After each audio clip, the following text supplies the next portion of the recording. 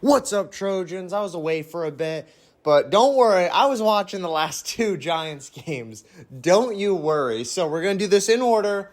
Saints, Eagles, and then aftermath, type conversation. So let's start off with the Saints. I was going in thinking that was going to be the easiest win of the season, especially coming after that huge win against the Chargers. Really, put hope in the locker room, I think, and in the franchise, really. I mean, seeing your quarterback that you got in the first round, a late round guy too. Ultimately, I know we traded up for him, but we still got to have another first round pick in Abdul Carter. Seeing him come in, just really add a lot to this team right away. And if I didn't say it in the last video, I want to say it again here. That run he had right after Malik Nabers got injured was huge. That's what made me think he is the guy. That one right there. Malik Nabers is out for the season, it looks like. He's grabbing his knee. Does not look good. And Jackson Dart just gets the first down still on a third and very long. He put that team on his back and carried it that game. So we go into the Saints game, and I'm thinking, easy win, right? I'm actually at that game, by the way. I'm there, in person, watching this team go. And we come out right away. It feels like instantly we're up 14-3. I think we were 2 for 2 in the first two drives, both touchdowns to Theo Johnson, who I guess is tall enough to be a red zone target, sure, but I think the better tight end on the team is Bellinger. That's just my opinion. Theo Johnson has way too many drops for my liking, and yes, I know I'm an Evan Ingram fan, but at least Evan Ingram could also make these wild catches where he's like diving. He was a Pro Bowl tight end, by the way, guys, okay? So I think Bellinger should be used more often, and then Theo Johnson should be the second tight end for use in the red zone, because he was good at the start of that Saints game. He got the touchdowns and put the team ahead. Also, I'm recording this and just watched the Bears beat the Commanders. That's fun, too. I actually like the Bears. They seem like a fun team, and they help my fantasy, so, that's nice. But we're up 14-3 right away against the Saints. I'm excited. I'm thinking, easiest win ever. Then, all of a sudden, the Saints get a drive together, touchdown, all right. And then we're down at halftime even. I'm just like, what? How is this possible? I think one of the turnovers. We either missed a field goal or just, turned the ball over on a fumble. I forget exactly how that one happened. I think that might have been the Slayton one. I think that was the Slayton one. So we have a turnover. We're down at halftime. It's like, all right, we'll come back. And the Giants were able to move the ball very well, even in the second half, but it just didn't result in points because we kept turning the ball over. It was one thing after another. It was a different guy each time, but all the other turnovers in the game were either Dart or Skattebo. And that wasn't a good sign. It's like, guys, take care of the ball. I don't think the interceptions were really Dart's fault, but that fumble was inexcusable, and Skattebo's fumble was also inexcusable. You're at, the 1 yard line. It was so close. If he just doesn't fumble, we probably have a touchdown that drive. That's a 14-point swing right there. Because he fumbles, and there's the long return. That's a clean 14-point swing that could have easily gotten us back in the game and probably would have won us the game because that was a good-looking drive. Dart's good. Skattebo's good. The team was moving. The offense was humming. The only thing I didn't like in the Saints game really was the defense. I mean, obviously outside the 5 turnovers that cost the Giants the game. But the defense had to do a better job of getting sacks. I don't think they got a single sack. Yeah, they didn't. I'd like to see more from those guys. You got to get sacks, especially against a team like the Saints. Spencer Rattler's not some all-pro quarterback that's getting the ball out immediately. Now, I do think they purposefully created plays to get the ball out quick, but that's no excuse. You got to find a way to get there. You got to get sacks. You got to do a little bit more as a defense and not allow these long pass plays for touchdowns either. I didn't forget that one. That one was insane. Just the Giants are starting to do good. Just boom, defense gives up points. So, the Saints game was fun to go to. The stadium is really nice. And I just don't have much else to say because I didn't notice anything really unique. There wasn't any crazy dynamics going on in the stadium. It wasn't the most packed thing ever. So I don't think the crowd had a huge impact on the game. It was really a fluke game for the Giants. I know, as I'm recording this, future events, but it felt like a fluke game even at the time. Because it's the 5 turnovers. That's the reason why the Giants lost. The offense moved the ball well, and the defense, didn't give up 50 points. It was a very winnable game for the Giants if they just didn't turn the ball over. That was the biggest thing.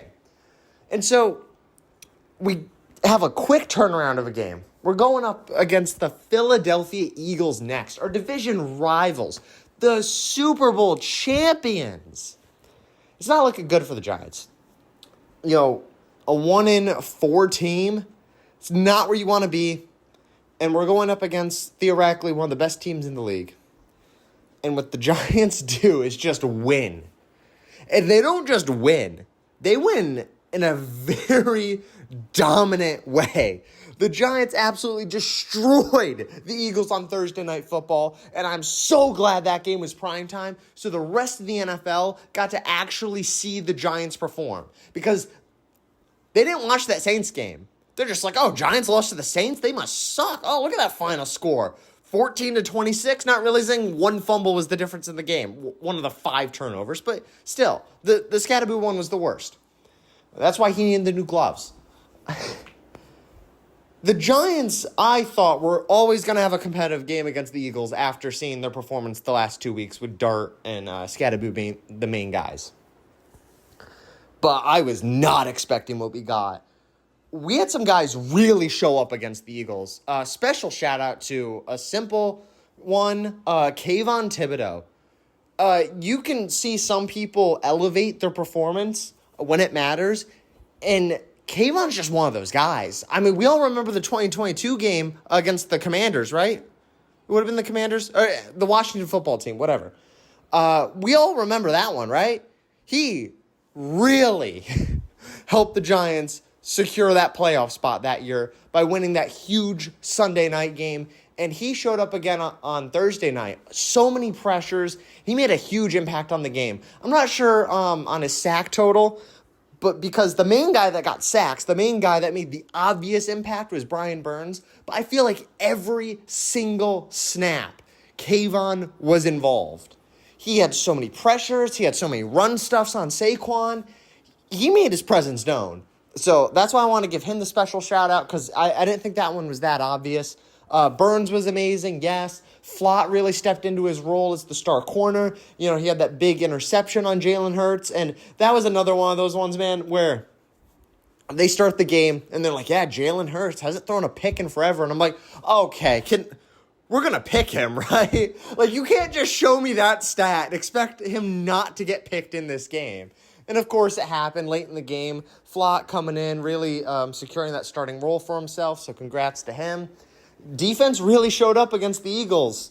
No real complaints there. No complaints on the offense. When you win a dominant performance like that, good team victory, all facets of the ball, just playing out of their minds, really playing to the full talent level of this team, I don't have complaints. I only have more compliments to give out. So let's compliment the offense. Jackson Dart, he's amazing. Skattebo, amazing. I mean, you have the 3 touchdowns. He's not getting stopped at all. You give that guy the ball and you get yards. And that's important in the NFL. Dart makes great decisions. We had a guy we just got off the practice squad, Jordan Humphreys. Yeah, make him our number 1 wide receiver. He was making catches. He was great. And another special shout out on offense, the play of the game, Wan'Dale Robinson. Was not going to forget about this one. This is, I think, the biggest play in the game. Wan'Dale Robinson catches this out route, makes that defender miss with ease, it seems like. The ease that every other NFL team is able to make our safeties miss with in years past. Just a little move, and he's gone. He hits a great route, uses his speed, his quickness, his size, everything about him that you love about Wan'Dale Robinson, and he gets that touchdown. It's a huge play. And honestly, the only negative I have about Jackson Dart on that play is he didn't get the ball to Wandale enough. Wandale had to make the defender and the sideline miss. He did it, and he got that huge touchdown. I mean, at least Dart, he was able to avoid the pressure, and he had to make that play happen as well. But Wandale really did the rest. Huge performance. The 6 receptions aside from that long touchdown. I mean, he was amazing. So, huge play there. Offense, defense, special teams. It really all came together against the Eagles. I mean, stop Saquon. How many rushing yards does Saquon even have? He had 2 rushes for 30 yards immediately. What did he end the day at? 50 yards total? I feel like he did nothing after that. Just huge performance from the Giants. Prime time. Really letting everyone know who's in charge. It's Jackson Dart. He's brought so much to this team. And as I said earlier, it was that first down right after Malik Nabers got injured. I just knew it. He could bring that to this team. I didn't know it before that. I'm not big on doing the draft analyst stuff. We drafted him. I'm like, oh, cool. I was looking for a quarterback. That's an interesting one. I heard rumors before. I'm like, yeah, sure. Let's bring in a quarterback.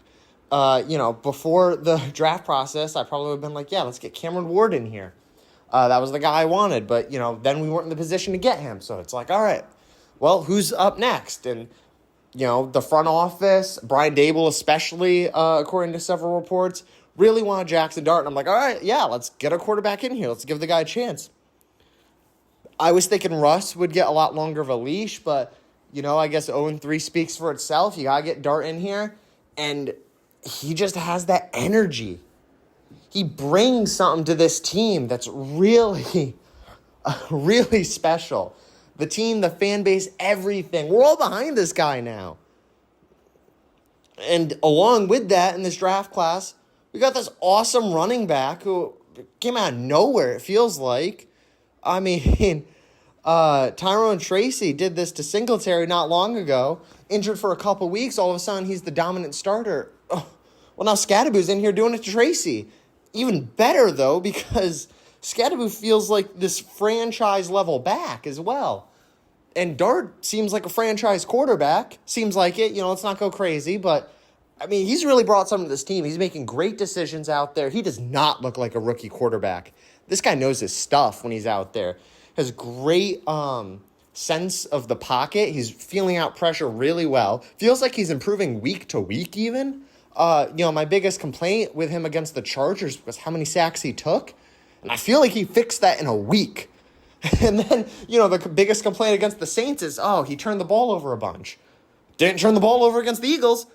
It just stellar improvements this guy's making in so little amounts of time, week over week. I mean, this guy keeps improving like this. Gosh, how do you beat perfect at some point? I'm just hoping the Giants can keep this up. I mean, if they can beat good opponents, we're back in this thing. 2-4 is not a horrible record to be at, especially if you've proven that you can beat good teams like the Chargers and the Eagles. Giants have a chance against Denver. A good chance. Denver's got a great defense, so it'll be a great test for this offense. I'm very much looking forward to that matchup. That's going to be exciting. Our defense against Denver's offense should be a fun one, too. Got to get sacks. I think that's going to be the biggest thing. Burns, Thibodeau are going to have to show up. Carter as well. Carter's been kind of quiet, really. I want to give the rookie some time. You can't expect all rookies to come in and just dominate right away. But third overall in the way he played at Penn State, I'm going to start wanting more from Carter than just pressures and, a couple tackles a game. Like, I want sacks. I want interceptions. I want fumbles. I want big plays, man. I want the big stuff. Because otherwise, I just like what Thibodeau's doing.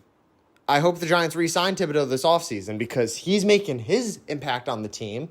Burns is very worth what the Giants gave up for him, and necessarily so, too. I mean, you give up quarterback money on an edge rusher, I expect big results, and he's providing them as of late, so props there.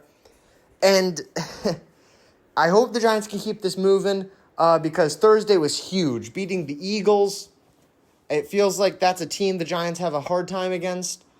And also beating them with Saquon Barkley's documentary coming out. The last thing I want to mention here, Saquon thought he was slick. He thought he could just drop that documentary on Thursday night. He thought that game was going to go the exact opposite way. He thought he was going to relive those amazing Super Bowl memories, absolutely dominate, set franchise records against the Giants, win 40-0, and then just be able to go back and hear all the positive praise about his documentary right after. He thought he was going to live it up. The exact opposite happened in all facets, in my opinion. Obviously, the Giants dominated the Eagles, so he didn't get anything on that front. Skattebo looked like the much better back and has better stats than Saquon on the year. Dart looks a million, actually, I don't even want to say a million times better than Jalen Hurts because, a million times zero is like still zero. So like +1 and then times a million better than Hurts. All right, that's just, trash talk. But I think Dart's a better quarterback than Jalen Hurts already. Hurts is a game manager, always has been, in my opinion, for the Eagles. The Eagles have a really good team, great offensive line, obviously a good running back like Saquon, great wide receivers. It helps out a quarterback that is just a game manager. Teams can win with game manager quarterbacks. Look how well the 49ers are able to do at any point in time when they have a decently healthy roster. Same situation. But Dart is elevating the Giants and elevated them to this huge win, upsetting Saquon Barkley, making the Giants look so much better than anyone would have thought. And really, after watching that documentary, it's good to see because they went out of their way to show how much Saquon dominated the Giants last year when they met and the Eagles won the Super Bowl and everything. And even Saquon talking about the Giants, I think there is some appreciation there, maybe, from Saquon for the Giants, but there's not love. The conclusion of the documentary is crazy because it's like, yeah, I had to suffer with the Giants so I could win a Super Bowl with the Eagles. And it's just like, wow. Yeah, that's what the Giants are good for. Letting you suffer. Yeah, okay. Yeah. And then he's like, in 2024, he's like, yeah, all of a sudden, I get the chance to succeed and I'm actually able to do well. 5 seconds after literally admitting that he didn't try his hardest in 2023 because he didn't care. Because he was like, oh, yeah, my contract's up, so I'm not going to try that hard. It's like, my heart wasn't in it. That's what he said. He said his heart wasn't fully in it. It's like, yeah, that means you're not trying your hardest. Absolutely insane. And then he turns around and he's like, oh, yeah, all of a sudden it's like everyone rediscovered that I was this amazing back. It's like, well, yeah, try. And maybe then people will see your talent, man. Like, Saquon tried in 2022. And what I find crazy is how Saquon feels insulted by getting a long-term extension in the middle of the season in 2022.